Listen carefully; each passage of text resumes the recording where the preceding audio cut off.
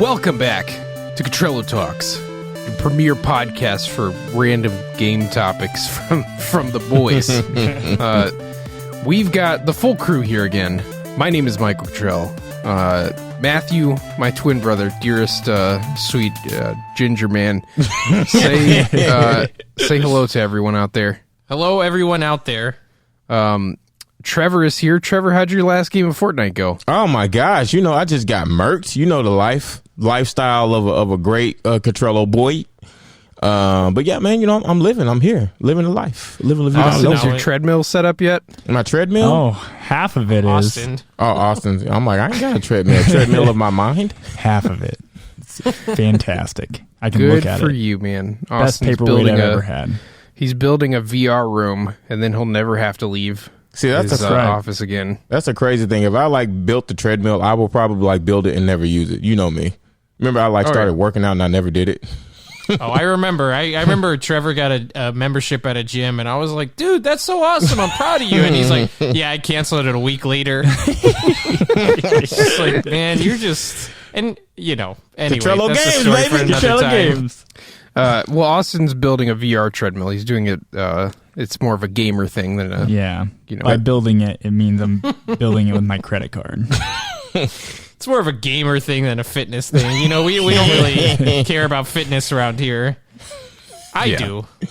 That's right. All right. So, the topic of the day. Don't want to get into too much banter. Does anybody else have that pet peeve where they listen to a podcast and like, when does the podcast start? It starts right now. The topic of the day is game remakes that need to happen. And I need to set a little bit of context. You know me. Always busting out the books, doing the research, the typing on the computer. Here's what I mean by remake.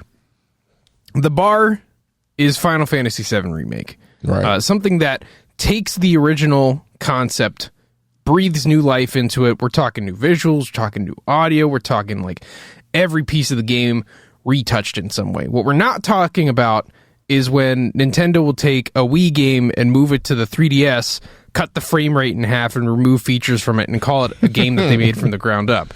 Not what we're talking about. I'm looking at you, Donkey Kong Country Returns 3D. Yeah, we're not talking about these re-releases that PlayStation does where they're like, oh, look, we got the Jack and Daxter games, except they don't work on PS4 as well as they did on PS3. Still $30, though. We're not talking about Kingdom Hearts 2 2.5 remix when every cutscene is blurry. Is worse than Kingdom Hearts 2 on PlayStation 2. We're not talking about that, are we, Michael? We're certainly not talking about Super Mario 3D All-Stars, which can you even call that a remake? I call that. I mean that's just a port, But what I do have a question though. What about something like Crash Bandicoot Insane Trilogy? Because I feel like that kind of pioneered the whole remastering, remaking old things and breathing new life into them. But that game in particular didn't actually change any of the core mechanics. All they really did was make it look like a modern game. Now, Crash Team Racing Nitro Field actually did add a bunch of content to that game, as opposed to just remastering the original one. So, I don't know if Insane Trilogy would exactly count.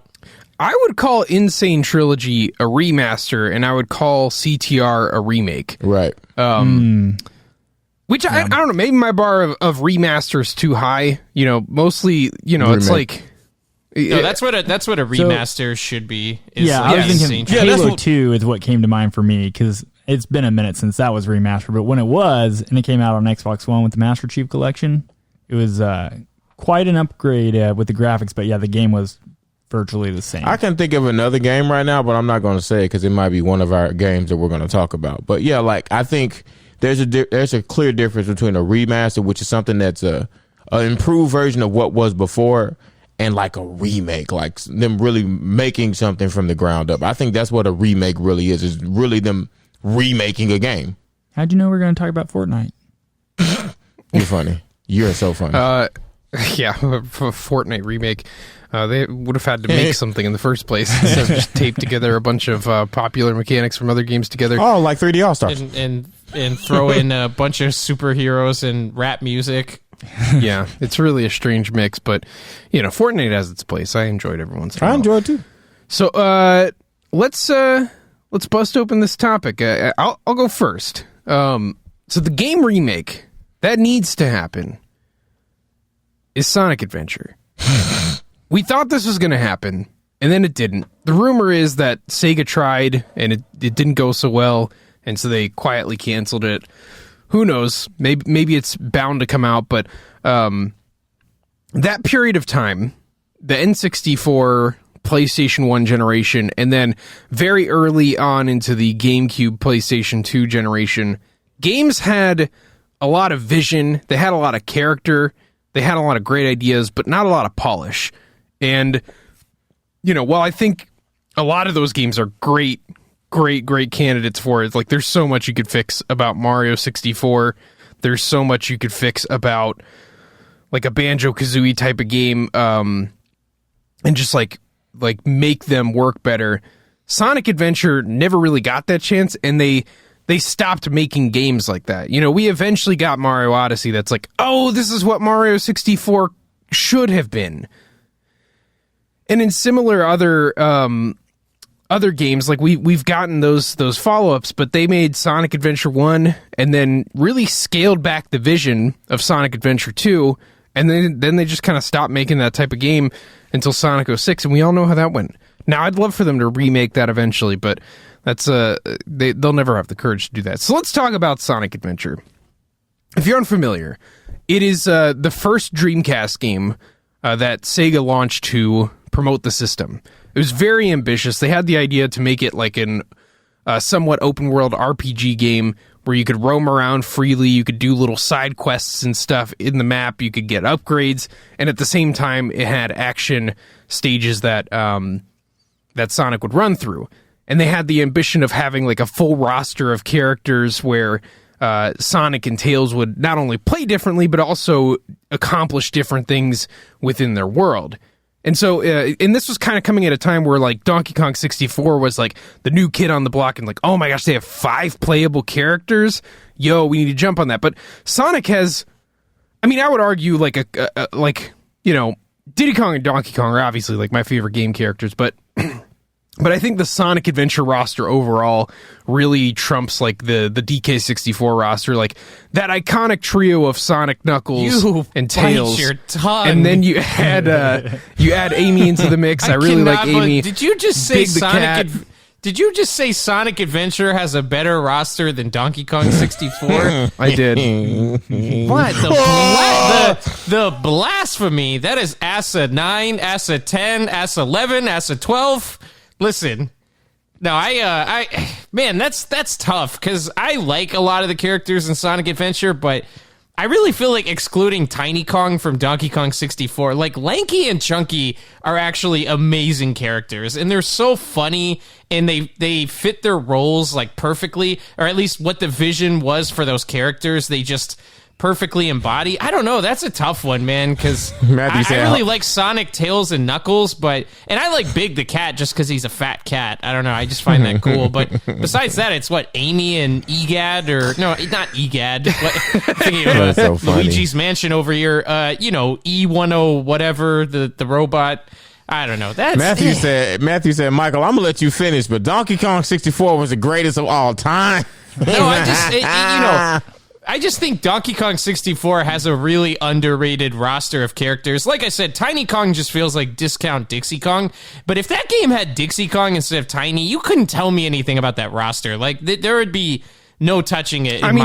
If it was Dixie, Funky, Cranky, then like, yeah, I mean, I might err on the side of Donkey. But you love Chunky and Lanky. I do, but what I like about the characters and the story of Sonic Adventure is the way that the game is set up is you'll jump into Sonic's story and you'll experience everything from his perspective. And then you'll jump into Knuckles' story and you've got totally different objectives and totally different motivations. You get tricked into thinking Sonic's a bad guy, so you go to fight him. Like, all this different stuff happens. And some of those like side characters like the robot and Big are the most interesting because Big the Cat just seems like this random character. What's he doing here? It's this dumb fishing minigame that everybody hates that was just trying to show off the Dreamcast's realistic fishing technology. But what was so cool about him is that he has this like pet frog who eats a Chaos Emerald and becomes like very integral to the story. So the way that he interacts with everybody, like granted, the cutscenes were very poorly done in that game, but that's exactly why a remake would make it so much better. And the robot is a robot that, just like all the classic Sonic games, if you notice, when you hit a robot in the Genesis games, an animal will pop out and run away. So Dr. Robotnik, the way that he powers all of those machines, if you see in the Genesis games, you'll hit the robot and the animal pops out and they escape. And whenever you get to the end of a boss stage, you free a bunch of animals. He uses the animals as some sort of like energy source, which is very sinister for this like very cartoony villain. And this robot comes to the realization that he has one of those animals inside of him. So he goes on this suicide mission to destroy all of the other robots, like his brothers and sisters, and then he eventually just explodes and lets the animal free. And so it's this crazy, like, I mean, it's way too deep for this like cartoon hedgehog game, but it's like kind of coming to terms with like how a lot of times we live our lives on the backs of other people that have sacrificed, whether by their choice or not, so that we could have like whatever we have right now. It's like, there's a lot of cool stuff there, but all the cutscenes are terribly animated. The voice acting, not the greatest, but again, this was one of the first games that really like tried to do all that stuff. So by, using the motion capture technology that we have now, facial animation that we have right now, the better sound mixing, like the sound mixing in that game is awful. The music overpowers everything. But there's so much that you could do there, and that's just with like the fluff, like the visual and the story elements. We're not even getting into the gameplay. Yeah. Were you trying to say something about the thing, Matthew? Oh yeah. Well, I was sorry. I didn't know if you were done speaking about that or not. But no, I was going to say, if you're talking about as far as how characters in a game are, how integral they are to the story that's being told and what kind of part they play within that story, I think definitely, like, Sonic Adventure is telling a story from 6 different characters' angles, one cohesive story, and you're just getting all the different aspects of that story. So from that standpoint, it definitely, those characters work better, or I should say there's actually something story-driven done with those characters. I'm just saying, as far as pound for pound, what characters are more likable, or even in my eyes, memorable. But I don't know. I guess that's a really subjective argument. But obviously Sonic, Tails, and Knuckles is different. But the other 3, I feel like, But anyway, that's all I was going to say about the whole character debate. Yeah, we'll have a different debate on the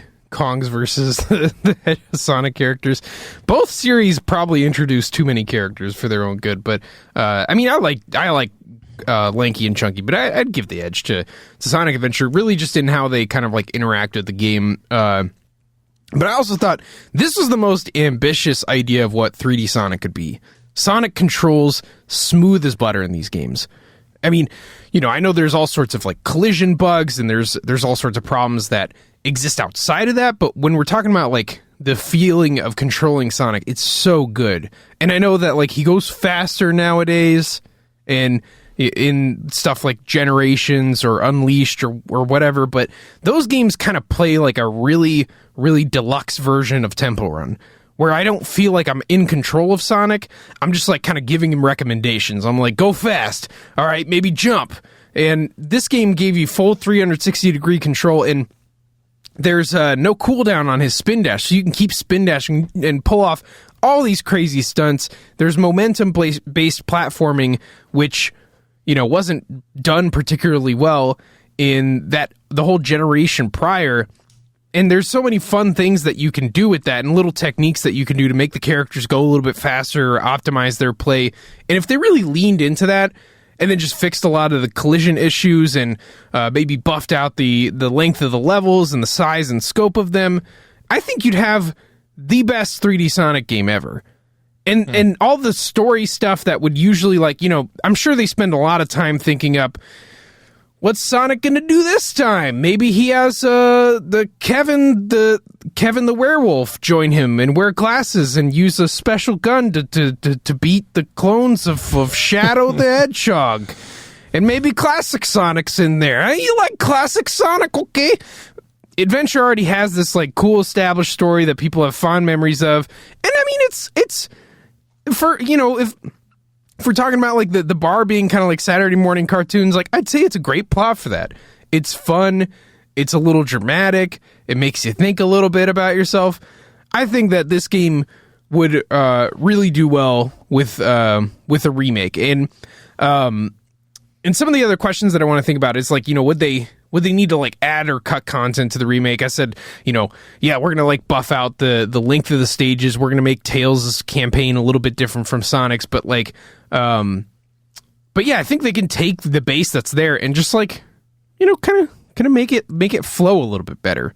You know, maybe make the fishing game not be terrible, or just, like, cut that all together because people didn't like that as much. But yeah, I think you just take the vision and honestly, for, like, the visual style of the game, this is also the most interesting Sonic what ever was visually, because he was in between the step of being that, like, kind of chubby Genesis character and what he is now. And if you see the CG cutscene for Sonic Adventure, just do that. Just make the graphics look exactly like that. You could totally pull it off now.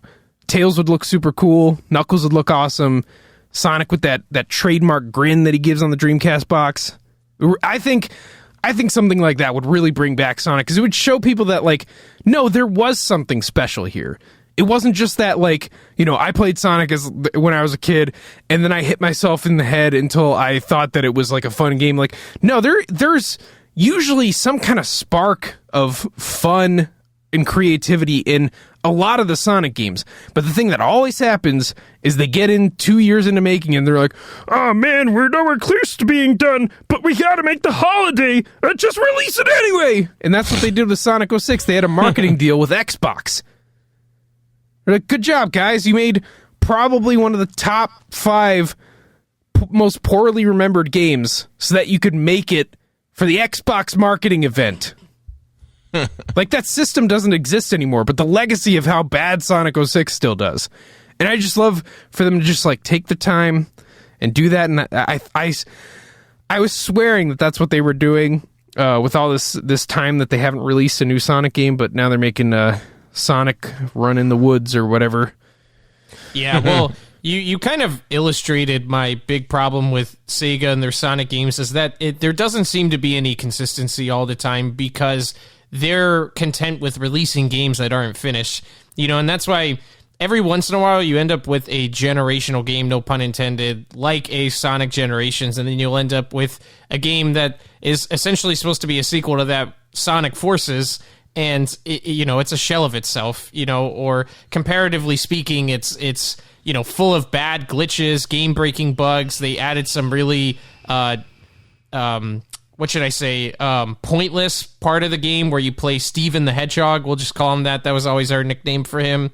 But, you know, like, I don't know. I just say that to say that that's kind of my thing with Sega, where, you know, a reimagining or retake on Sonic Adventure would be really cool. I just don't know if I have faith in Sega being able to do it justice, but it definitely is the most ambitious Sonic game, and there's a lot of mileage they could get out of that. And I think, you know, it would benefit from, you know, I guess I should say it would benefit from how we look at games traditionally today, where we realize kind of the same thing with Donkey Kong 64, that you don't need to make it so that to switch characters you have to do these tag barrels, or which I know Sonic Adventure didn't do that, but I think maybe scaling back the number of different characters that you're playing, or, you know, not forcing you to do silly challenges like you mentioned, Biggs fishing, like that was just pointless if you ask me, and the game would honestly be better without it. And that's why I loved, you know, what you did with Sonic, Tails, and Knuckles, but and even the robot, but I think Amy and Big were worthless, to be honest. And I think the game could benefit from narrowing the focus, because I think, honestly, that problem came to bite them in the back when they did Sonic Adventure 2, where it's, my take on it anyway was that Sonic and Shadow are a lot of fun to play. Tails and Dr. Eggman, I mean, it's not terrible, but it's not great either. And then Knuckles and Rouge were just abysmal. I thought those gem hunting things were awful, especially when sometimes it just felt like they were impossible to find. I don't know. So I think if they ever did remake those games, it would be cool if they tried to narrow the focus, maybe not have as many playable characters. And if you do, just find more ways to make them fun instead of figuring out ways to just essentially make the game longer, because I think that's usually what those things, that's the purpose they serve. Yeah, which, I mean, is also one of the biggest problems with every Sonic game, is that if you make a platforming game and, let's say you took Mario 3D World and you tripled Mario's speed, you'd clear the game in a third of the time, and it'd be all of a sudden you'd have like a 3-hour game on your hands. And, that's the problem that every Sonic game is facing. And I would argue that Sonic, at its core, is more about momentum and rhythm than it is about speed. Because the Genesis games really aren't that fast. In certain instances, you'll be running fast, but usually that's when the game takes control away from you. Really, when it's fun is when you see the obstacles coming, you're dodging them, you're jumping at the right time, you're hitting the ramps and all that stuff. And I think that Sonic Adventure, more than the other 3D games, captured that as well.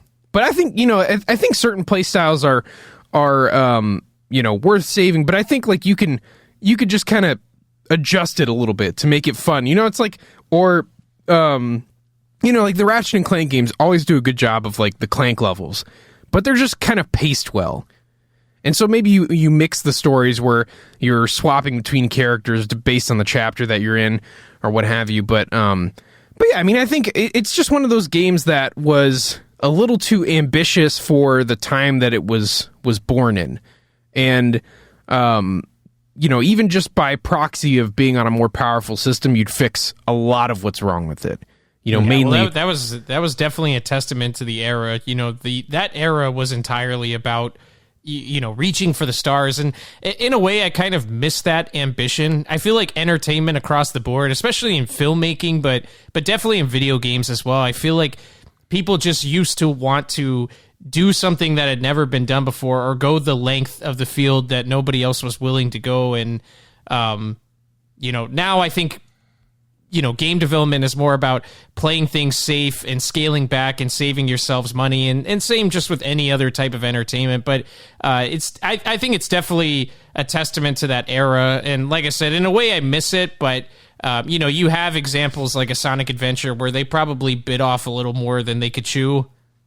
Oh yeah, way more than they could chew. I mean, they couldn't even, that system killed them as far as like a hardware developer. So yeah, but yeah, I would love to see that. I hope that it didn't get canceled. I hope they're still trying to do that, and that we see that someday. Obviously, there's a market for it. 3D All-Stars didn't even try, and they sold like 9 million units. Final Fantasy obviously did well. And it's just another one of those like, late 90s, early 2000s games that would really benefit from that. But anyway, you guys ever played Sonic Adventure? Trevor, Austin? I have not. I think my brother did. If I did, I don't remember it.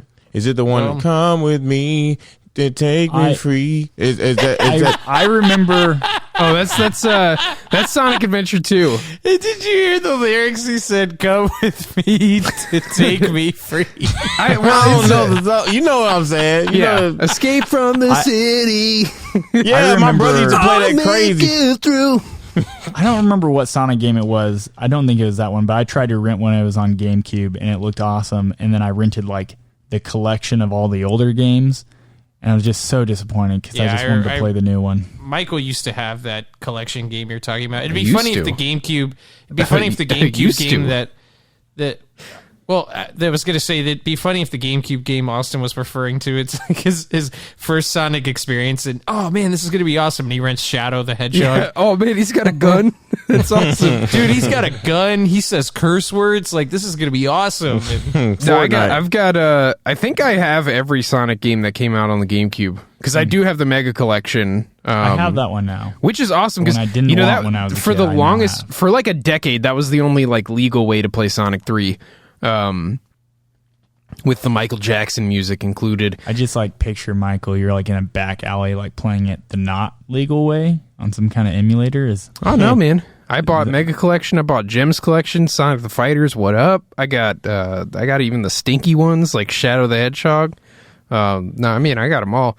I watched the movie, so I think I'm good. I'm a Sonic fan, and so I'm used to like parsing the terrible parts of a game away from like the fun parts. Like Sonic Heroes, there's enough in that game to be like having a fun time, and then you play the chaotic story and it's like find 40 hermit crabs on the beach in this linear level, and you just want to pour acid in your eyes until the pain stops, But yeah, they're fun games to revisit, especially if you go on my memory card and you can just play the stages. The stages are obviously the most fun part of it. Anyway, so that's my call out. Trevor, hit me with something. Oh man. Okay. I mean, if you're not ready, I can. No, I'm over ready, dude. This is Michael. You're wrong for a few things, right? You're wrong to ask me this question. What a remake was, because let me tell you, I have like 5, and I'm gonna break them down. I'm gonna touch and go with them instead of giving you a full joint on all of them.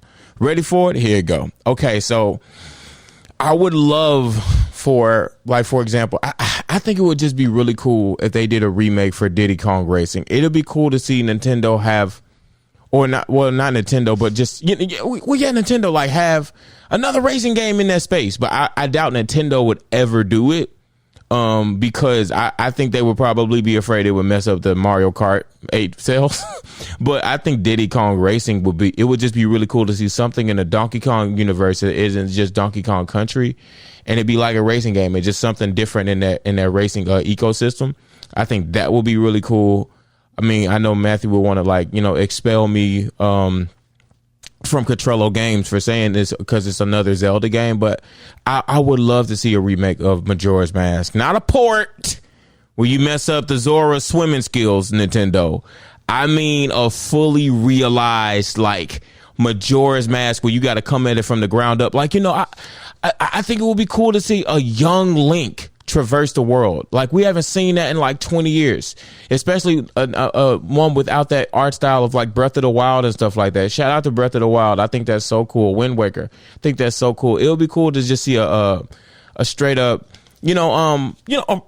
the animations and kind of stuff they used to have before they went that art style. I think that would be really cool with through the world of young Link, and a story that's different that made it be a standout story of Legend of Zelda Majora's Mask, going through all these different masks in their journey and seeing all these different characters in their lives and collecting all of these things. I think that would just be really, really mondo cool.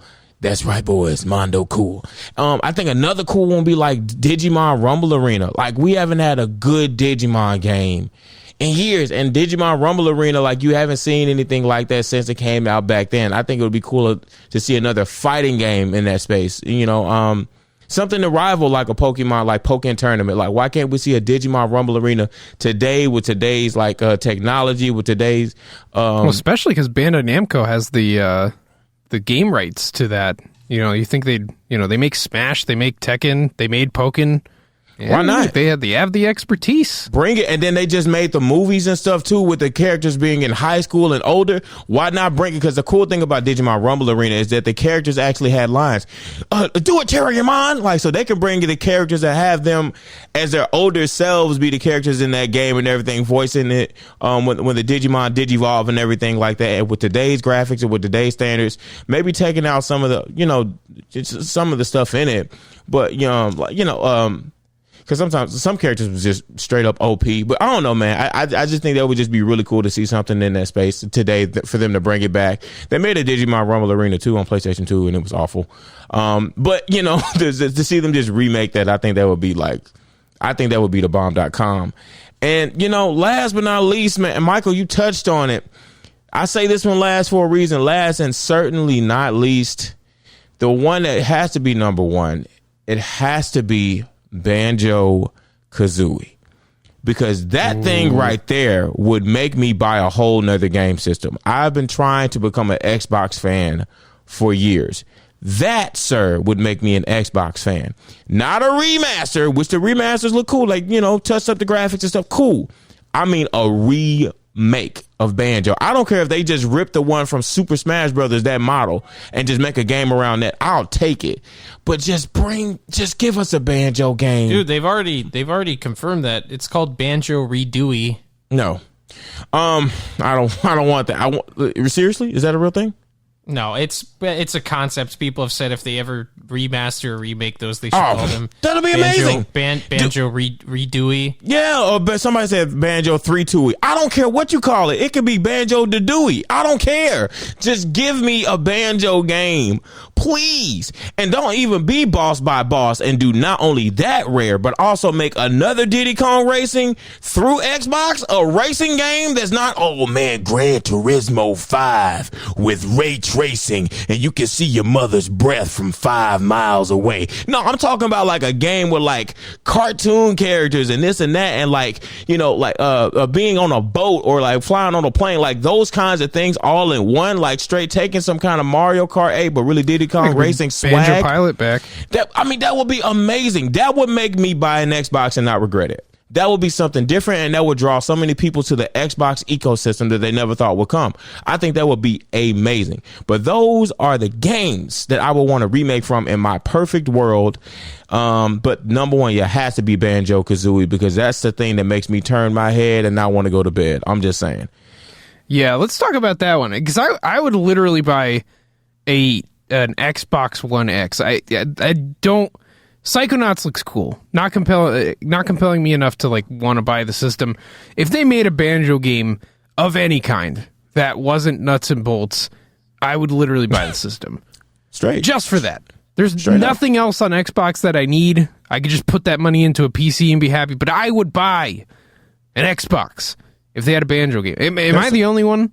No, facts. I will buy. No, I mean, you're man. Are you the only one? I'm probably the biggest Banjo fan here, man. I'm obsessed with those games. And I'm somebody, I actually love Banjo-Tooie also, which, you know, there's a lot of people like Michael who, Banjo-Tooie's not as good as Nah, man, it's still awesome. I think it's fine. I just think I like the first one more, but Tooie's got the multiplayer, man. Tooie's special. Yeah, the people Tooie's always got forget about the golden. Like, could be its own video game. Yeah. Which honestly, dude. Okay, so you know, Banjo-Kazooie, they redo the first two games. It's in like the style of the renders. You know how like the box art looked. Just make it look like that, and then the multiplayer mode is its own standalone multiplayer game, and. That would be cool. Be insane. No, and then you could play with like, no, you know, Banjo, or what's my man with the skulls? I haven't played that game since I was a kid. Mumbo, and then, you know, Bottles, like, you know, all these different characters. I just think that would be cool. But Bottles died. Listen, bring him back. Bring him back. He dies at the beginning of Banjo-Tooie. I remember. I had a really good thought, but Michael just.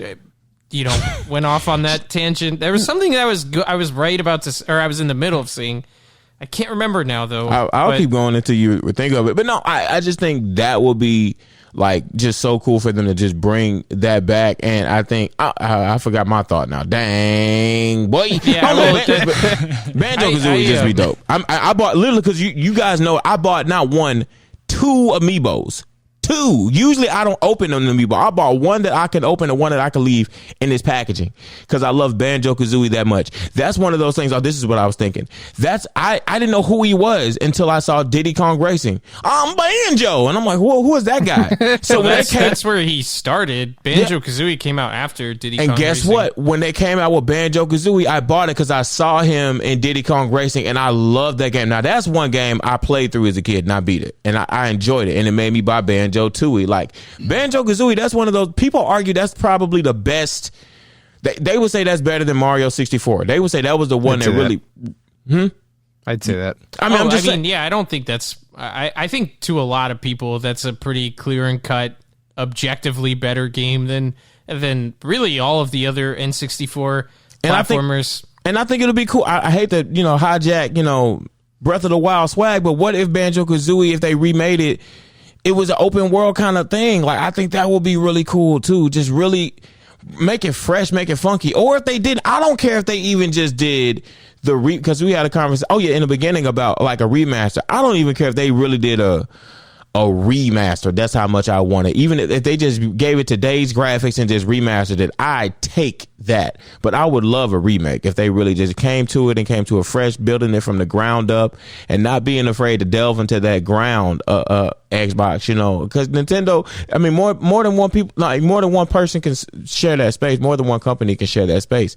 I mean, go different, go new. I mean, Starfield, that's cool. Halo, cool. But I would buy an Xbox for a Banjo-Kazooie remake all day, every day, probably buy 2. That's me. Yeah, I mean, my only thing that I struggle with that is, see, I'm in a different camp.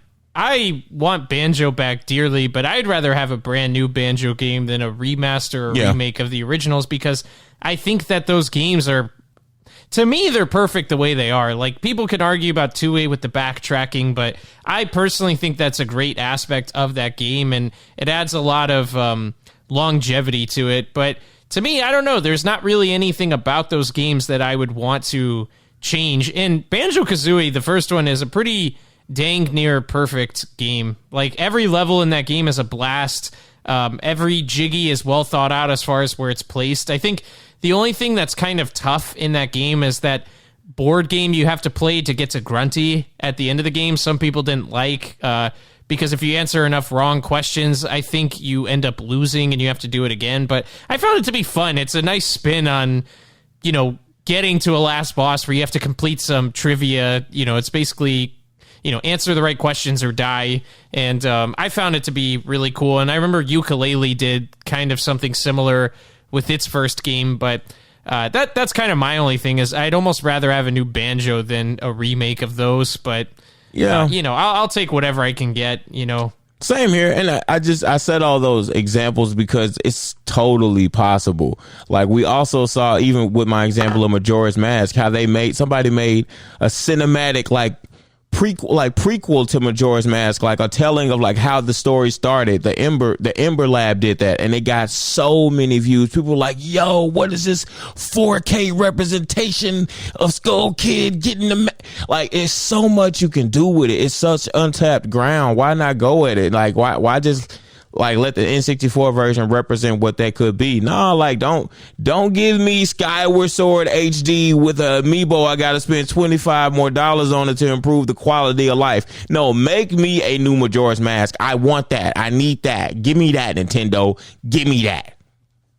Yeah, well, see, the difference with that, Trevor, is one would require some modicum of effort and the other doesn't. And so that's why we settle on the, I mean, in Skyward Sword, to be fair, it's 60 frames per second now. I mean, that's pretty cool. I don't think that takes much work. It's just that you don't have as many hardware limitations on the Switch as you did on the Wii. But they would have to remake Majora's Mask. They would have to. I just think locking a great new idea behind a paywall is the most anti-consumer thing. And I hate the term anti-consumer, throwing that around, but that's basically the main change they made with that game, other than the frame rate increase. And so, yeah, I mean, that's kind of the thing, though, is one would require effort. The other one, we saw with Super Mario 3D All-Stars, they couldn't even be bothered to make Super Mario 64 widescreen, even though the other two games are in widescreen. So, that's never going to happen, but it would be fun to see. I mean, yeah, man, if the shoe fits. I mean, would that count as kind of marketing scarcity? Like the fact that, because it's going to be hard to get those amiibos.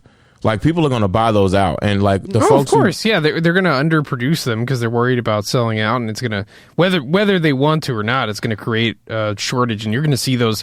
I mean, I think the Loftwing amiibo price already skyrocketed because people scooped up all the pre-orders because they're like, you literally can't play the game at 100% without this, and it's just that stuff is but yeah, I mean, it's like it's pretty sad because a lot of these things we're talking about might never happen. But at the same time, we thought Final Fantasy VII was never going to happen after getting trolled for like the 6th time. So I mean, dreams. Oh, they're going to make dreams come true sometimes. I've been saying this though. They're going to do something with Banjo, whether it's Rare making it or they just outsource it to another company. Just for the fact that Microsoft, teamed up with Nintendo and went to them about putting Banjo in the game. And I think the fact that they were intentional with putting that character in the game shows that they're obviously not just doing that just to say, hey, we got a character in Super Smash Bros. I think they plan on trying to, build relevance for the character once again. And I think they'll end up doing something with that. And you got to think Banjo just got added to Ultimate at the end of 2019, was released in the summer of 2019. But you got to think that's, if they did start making a game or if they had plans to make a game, it's not like it's going to be anywhere near being done this soon anyway. So I wouldn't be surprised if you saw that Crash Bandicoot remaster style of those games that's being worked on, or like I said, a new installment. But you think about with Rare, I mean, they're also busy making Sea of Thieves and, Everwild, adding Jack Sparrow to the DKU, the Donkey Kong Cinematic Universe. But he's a part of it now, apparently, according to DK Vine. But yeah, so I think they'll do something with the character. So I personally, that's something I'm not worried about. I don't think we've seen the last of the Bear and Bird, and like I said, I think Microsoft would have been happy to try and add Master Chief if that was the case, and I think it would have fit more along the lines of what Nintendo's been doing with Smash's DLC anyway. So the fact that they chose Banjo, I think, bodes well for that. I think he's the only person I bought from that Fighter Pass, literally. Or from the Fighter Pass, period. Well, I was going to say, you mentioned also that you would like Banjo to be a more open world style, but see, I actually like the sandbox style way better. It's part of the reason why I think Super Mario Odyssey is a much better game, a much more fun game than The Legend of Zelda Breath of the Wild. I don't know, I just found it to be much more enjoyable, and I think with Super Mario Odyssey, having that more narrow focus allowed them to do so many more creative things because they weren't so concerned with building this gigantic world and making sure that the game was going to run properly and all these other challenges that come with designing such a big world. And I don't know. I mean, I'm in the minority of thinking open world games are a little overrated. A lot of people are always of the mindset that you just never run out of things to do. Man, when I beat Breath of the Wild, I felt like I didn't know what to do. If you want to do a bunch of boring side quests, then sure, that game's chock full of them. Or if you want to find a bunch of random Deku, whatever those little like seed guys are, yeah, the game's got stuff like that. Little poops. But to me, Super Mario Odyssey from beginning to the end is, to me much better, and I think it really benefits, like I said, from having a more narrow scope. And I think if Banjo went for that style of game, essentially building on what the formula's been for Banjo, in the past, and one-upping Mario in typical fashion. Well, I'm going to say something controversial that would be here, awesome. But it's objectively correct if you really think about it. Mario Odyssey is a Banjo game. I mean, think about it. So it's not open world, but you jump into those same sort of paintings and you collect things in the same way. Moons act like jiggies; they don't boot you out of the level. There's just a lot of different stuff to do in a wide open space. And then one of the main mechanics is turning into other things, which you always did at Mumbo's Hut.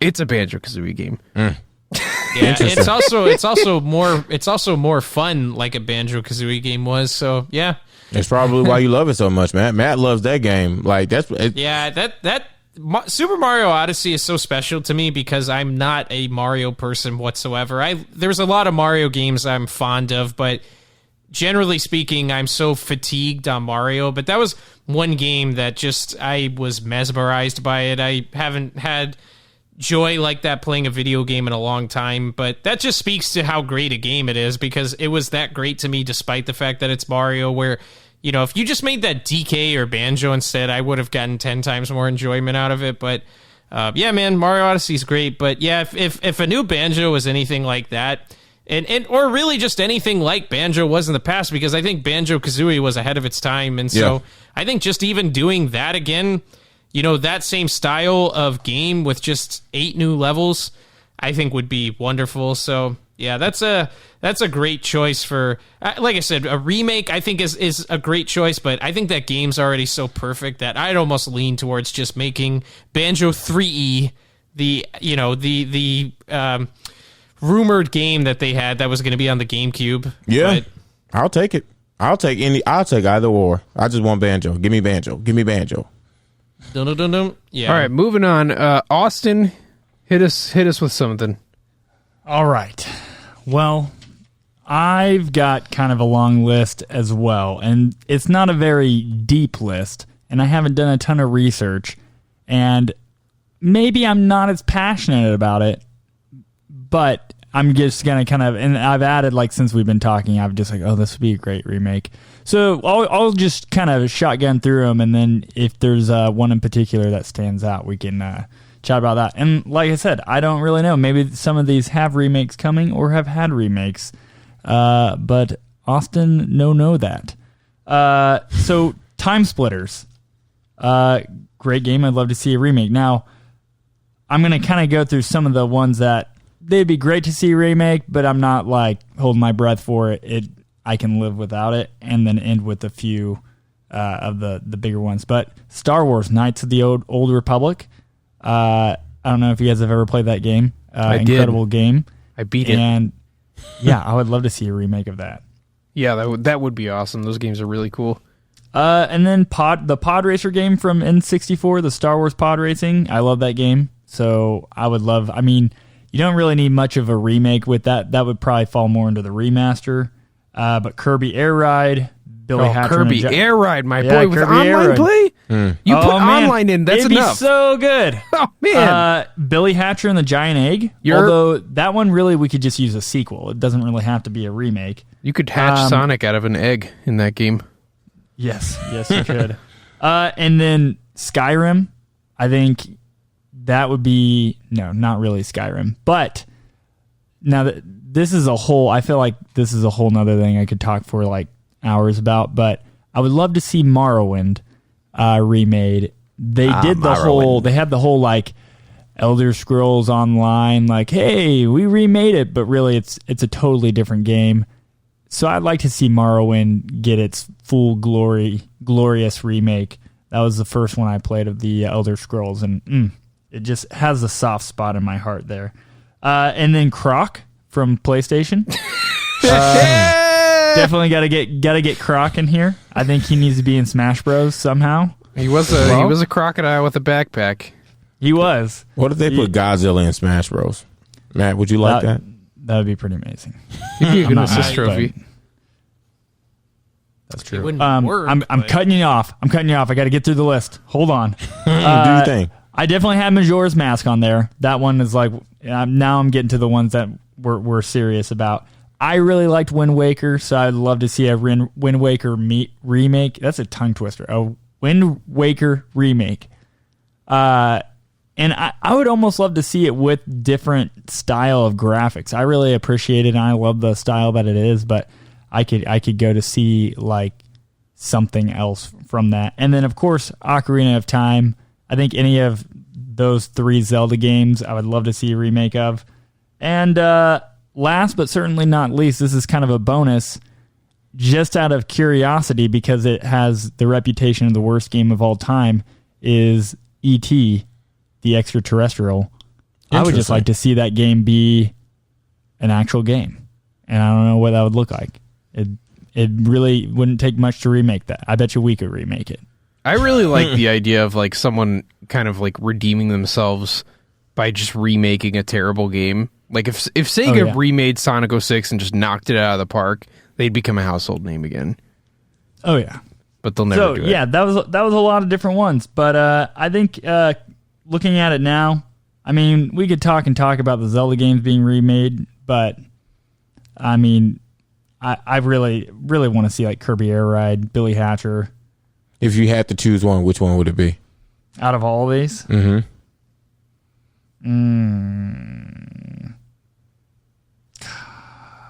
I think I'd probably pick Ocarina of Time. I think that's the perfect. I mean, that's almost the perfect game to give this sort of treatment to. Which I'll just say as an aside, Time Splitters. There is a new game in the works as of May this year, so that's coming down the pipe. I had fun with that game. There's like a monkey with a gun, and there's rumors of Star Wars Knights of the Old Republic as well. Yeah, that could be interesting. But Ocarina of Time. So I never played Ocarina of Time growing up, so I don't have the same romantic picture of it that everybody else does.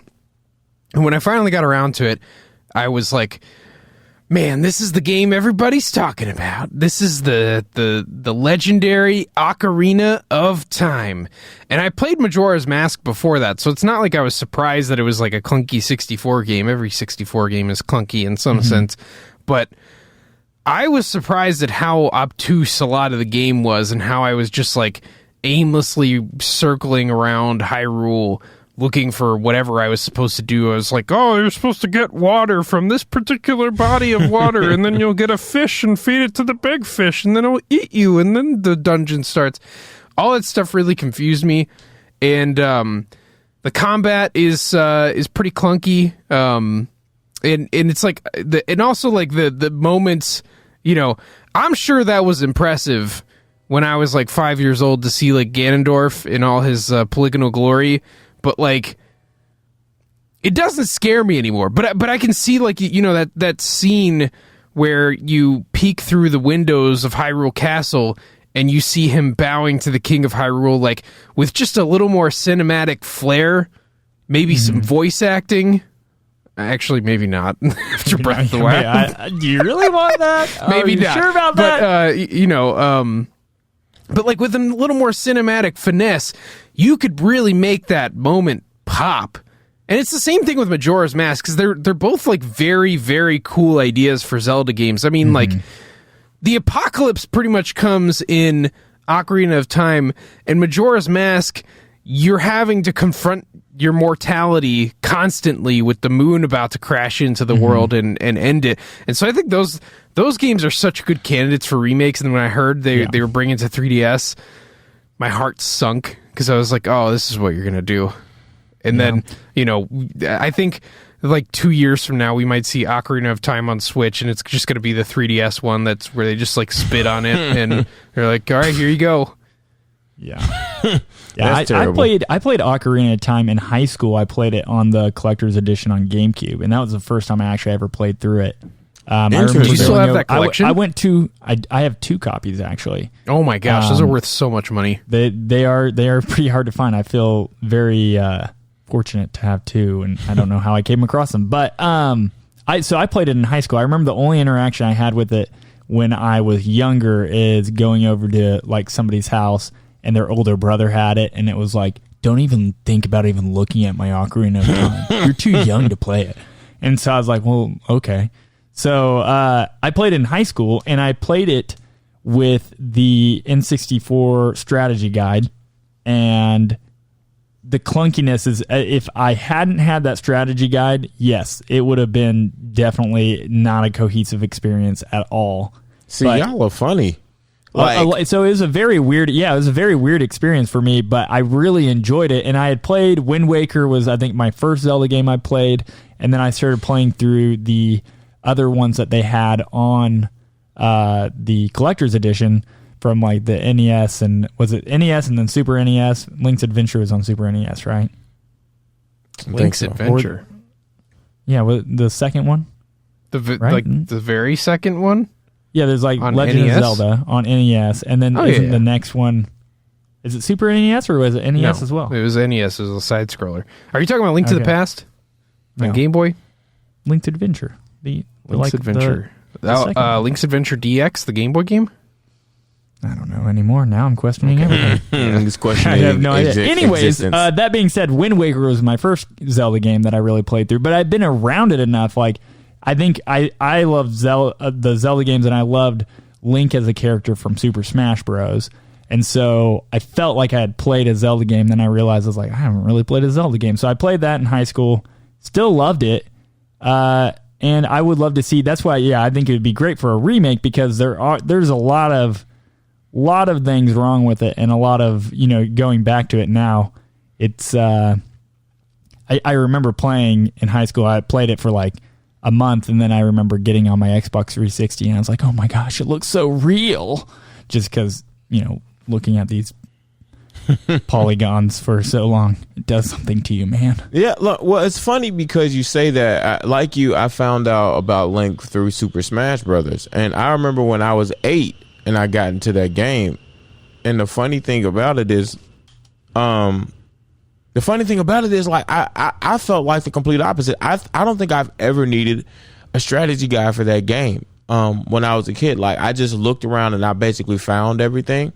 So that's why I love that game so much. To me, it was difficult enough, but it was also like still easy enough to you could figure it out. You didn't like need a strategy guide. Like in later games, Trevor's would be a better gamer than me. Dude, in Majora's Mask, I absolutely needed a strategy guide to get all of those masks. Like, that's a fact. But that one in particular, out of all the Zelda games where I felt like I needed a strategy guide in order to get all the greatest things in the game, I felt like Ocarina of Time, you didn't. And I think there's so much that could be done with it. And Michael, you saying like the Ganondorf moment, there's a reason why they chose that Ganondorf model and put him in Smash Ultimate, because that was the intimidating, that was the groundbreaking Ganondorf right there. Like, just like pause the game when you play Smash Ultimate. Just the way he even looms over somebody when he's lunging at them is like, oh my gosh, who is this intimidating like person right here? It's so that I'm mad that they won't come out with a Ganondorf amiibo with that model, or like the Zelda amiibo with that model from Link to the, not Link to the Past, but Link Between Worlds. Like, I think those models are so cool. But I say all that just to say, like, there's so much that could be done, like you said, to your point, Michael, about Ocarina of Time, so much that could be played with. The poetry of that game. Like, I mean, this, Austin, because you played through the game. Like, some of the dialogue, oh man, time is always cruel, da-da-da-da-da. Like, they was breaking down some knowledge in Ocarina of Time. And as an 8-year-old, I'm like, yo, like, that's the Zelda game I've beaten the most. I've had to have beaten that game like 3 or 4 or 5 times. And so, I think there's so much, to your point, I think there's so much that could be done with it. Like, if they really came at it fresh and new, give it that Final Fantasy VII treatment, build it from the ground up. You know what I'm saying? Do your thing. I promise you that will sell. That will sell. And you don't need to put a paywall behind an amiibo to make it sell either, brother. That thing will do golden if they really approach that thing right. But if they just port it, then come on. We don't want ports. We want it to feel important. You felt that? You felt that port? Okay. I feel it, because remakes kind of died at some point. They were like, no, we're not interested in like trying.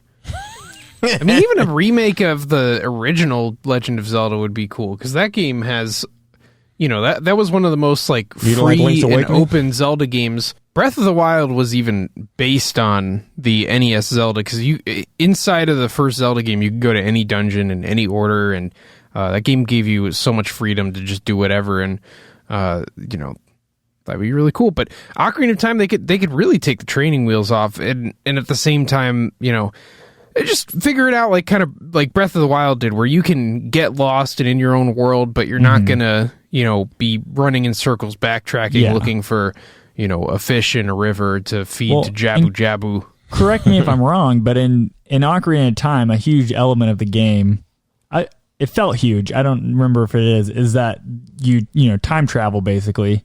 Yeah. And what you do kind of affects the past and whatnot. And like that would be such a cool element to see in a remake but like the things that they did in the game, like whatever limitations they had to the effects that one action would have in the past or the future or whatever, I would love to just see them take that to a new level. And where as you're playing the game, then you go back in time, it just changes the entire world. So you're almost, rather than you have like future Hyrule and past Hyrule, but then you have like 5 or 6 different versions of each of those. I think that would be cool. I I just love the time stuff. Yeah, that is a really cool element. And then turning into a grown-up.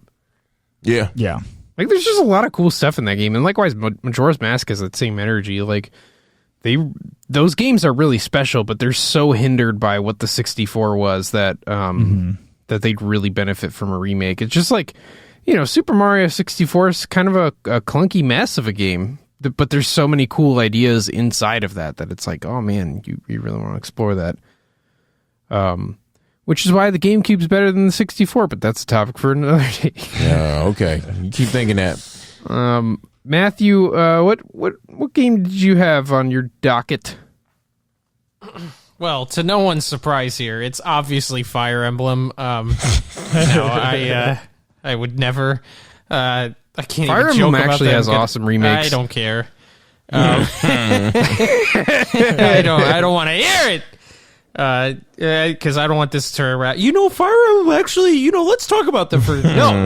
No. The answer here is obviously Donkey Kong. It's always Donkey Kong. Let's just...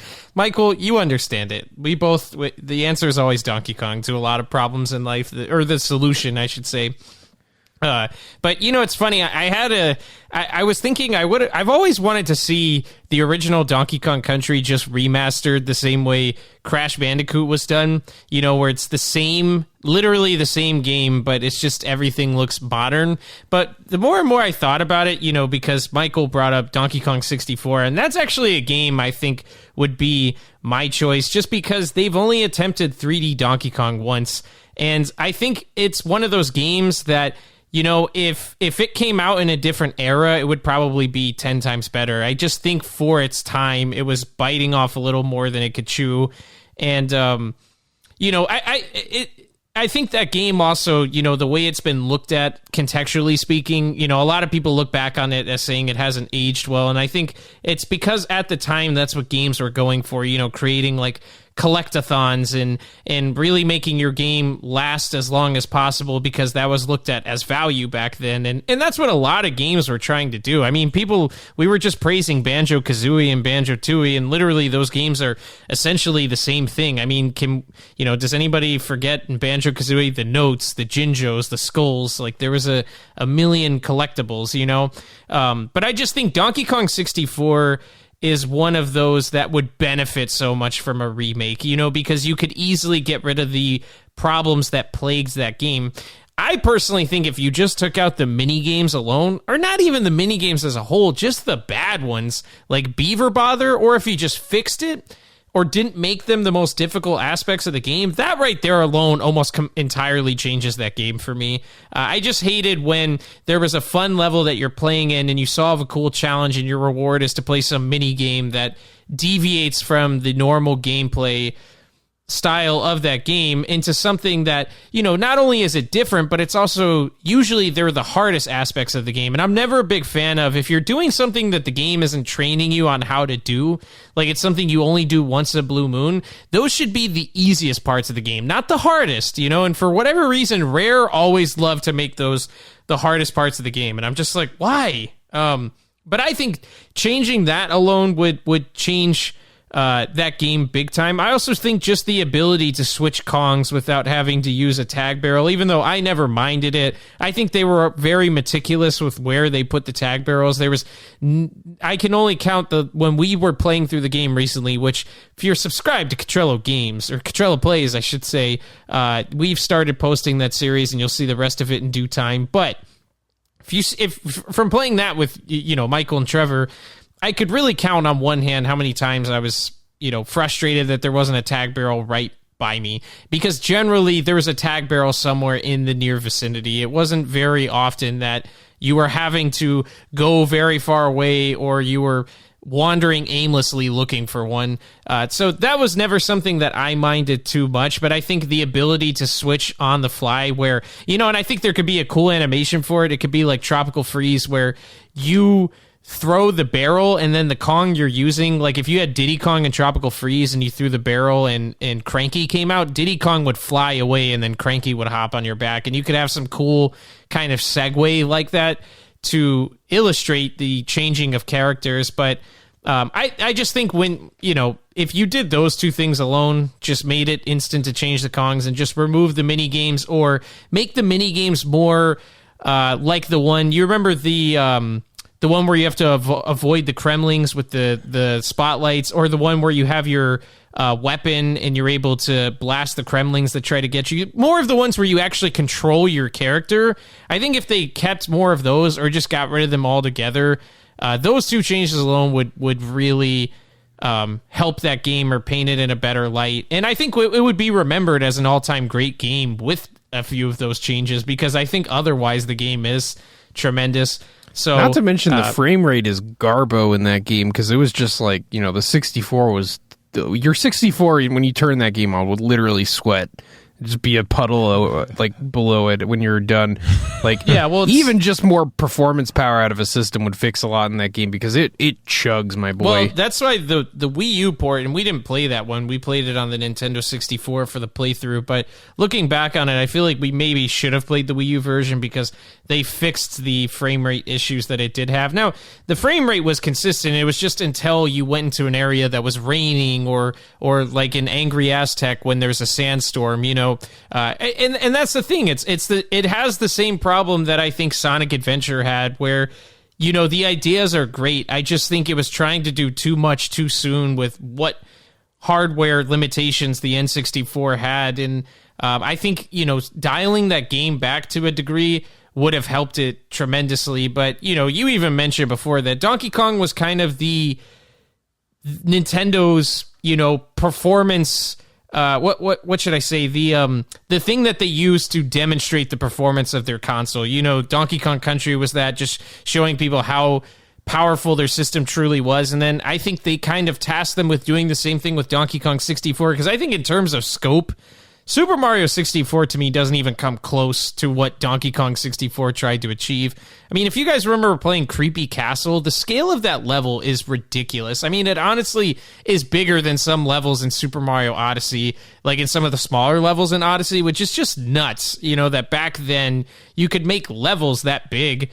But that game really pushed the hardware to its limits, and that's part of the reason why it was mandatory that you had to use a RAM expansion pack for your Nintendo 64. But yeah, all in all, I just think that game, more than a lot of games, even though to me it's already a great game, a remake, if you could just fix those couple of kinks that a lot of people take issue with, that game would go from being how it's remembered as some people love it, some people don't, to being an all-time great game. Even though I'd love to see just a new 3D Donkey Kong personally, but if I was going to remake one, just do DK64. It's only been attempted once, and a lot of people, I would say the casual majority of gamers, because we've talked about this before, but there was a point in time where Donkey Kong rivaled Mario for the face of Nintendo. A lot of younger people don't realize that, but there was a point in time where DK was as big, if not bigger, than Mario, and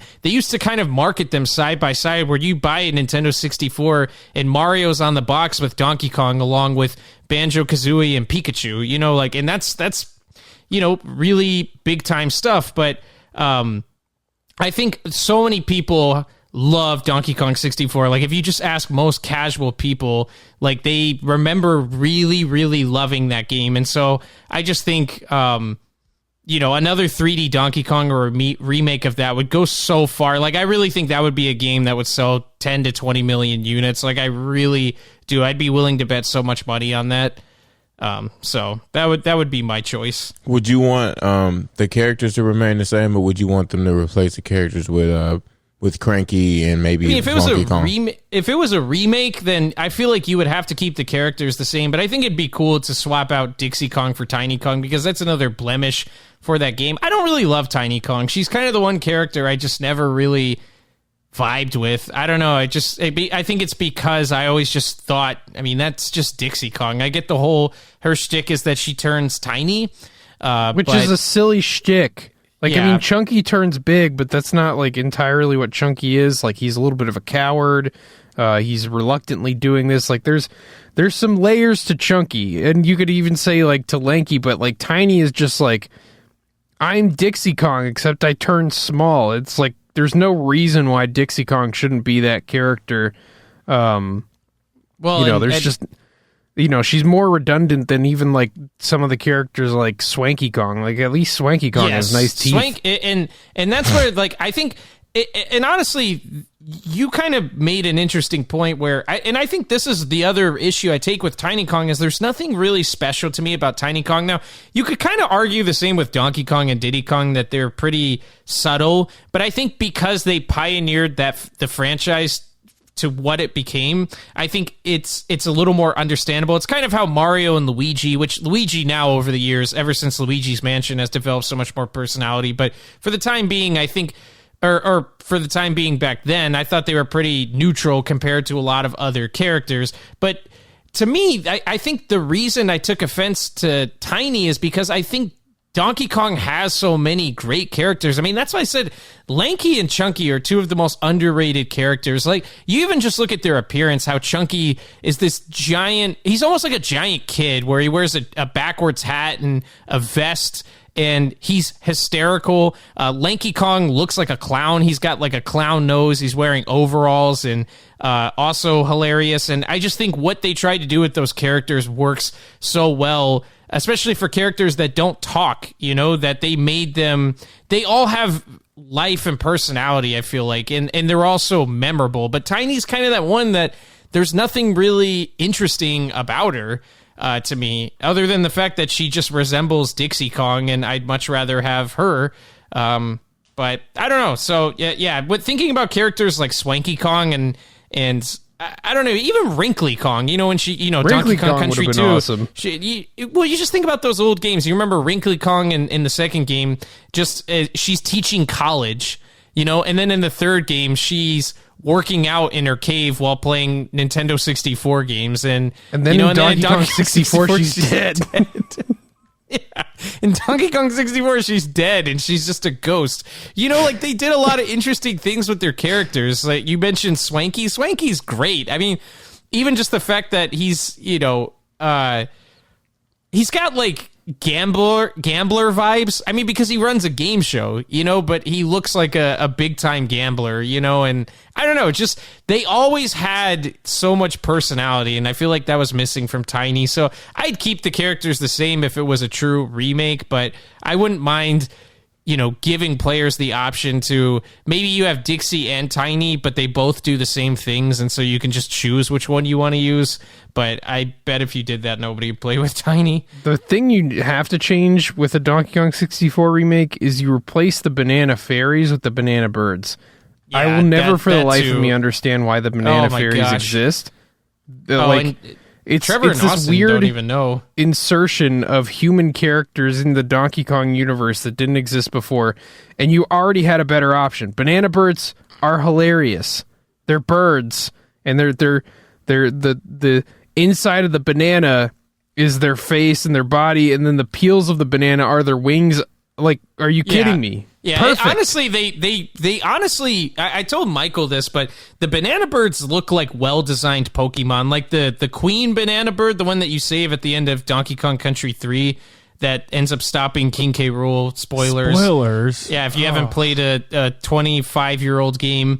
But, that bird, honestly, and I'll have to send Trevor a picture because I think he would agree, but it honestly looks like if it was a Pokemon, that would be a cool Pokemon, because it's just the banana has a beak and eyes, like the inside of the banana. And then Michael said, the peels are peeled back and they form the wings, and they're really cool. So yeah, I would definitely have to replace the banana fairies as well. I that was one change that I'll never forgive either. That and putting Beaver Bother in the game, which I remember from playing it with Michael and Trevor.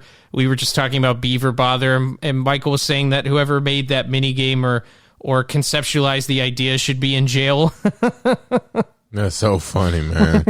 I mean, well, I think in concept that Beaver Bother minigame works. It's just the fact that the game doesn't work, that the beavers will just tiptoe around the edge. And it's like, it's so hard when it's like, yeah, I mean, that's my biggest pet peeve in games. I remember Ratchet & Clank broke me from ever wanting to 100% PlayStation games because I was going for the Platinum Trophy, and it's like, all right, do this random thing that you never really do in the game and do it like flawlessly. And I'm like, all right, I don't want to do that. I want to get better at Ratchet and Clank, not weird mini games. Like, if this mini game was so good, why didn't you make a full game out of it? Right. It's my biggest pet peeves when you make like those things in a vacuum as just like nice little bonus things. Like, the Ratchet and Clank remake has that stuff, but it's not hard. It's just like a pleasant pace breaker from the normal gameplay, and that's how you keep that stuff. So be ever bother, like, yeah, I mean, the FBI, whoever made that, the FBI is looking for you, man. You get extradited to the U.S. It's so funny.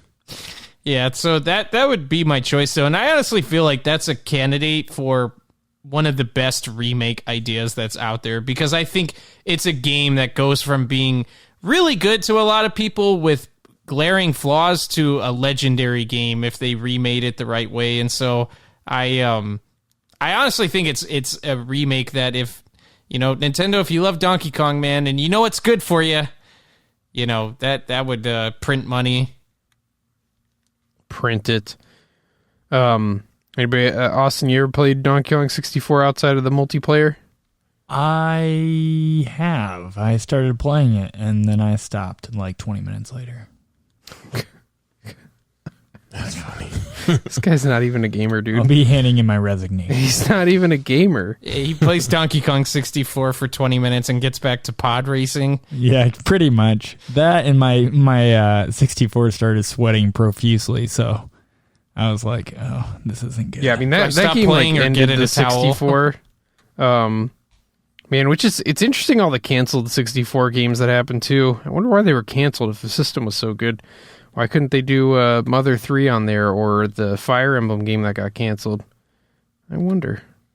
Do you think games like that go to game heaven?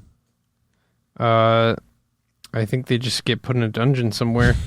And they're like, no one wants to play F-Zero!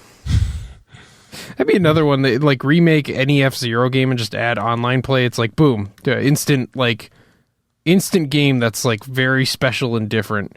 Instead, we're gonna...